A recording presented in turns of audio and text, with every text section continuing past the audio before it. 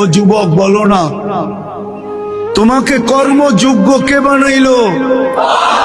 কর্মযোগ্য কে রাখলো? যদি অসুস্থতা দিয়ে বিছনায় ফালায় রাখতো কি করতে? কি করার ছিল? অভিযোগ, থানায় কেস, কোর্টে যায় আপিল, র্যাবের কাছে নালিশ, কি করার ক্ষমতা ছিল? অস্তিত্বটাকে দিল, কর্মযোগ্যকে বানাইলো। কর্মযোগ্য কে রাখতেছে? কতটুক নুন খাই, গুণ কতটুকু গাই?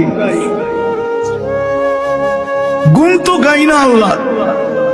চলেন দেখি জান্নাতের একটু ধারণা দিয়া কার মনে এই আগ্রহ জাগে যে আমি চাই আল্লাহ আমাকে জান্নাতের বিনিময়ে কিনো। এই আগ্রহটা কার মনে পয়দা হয়?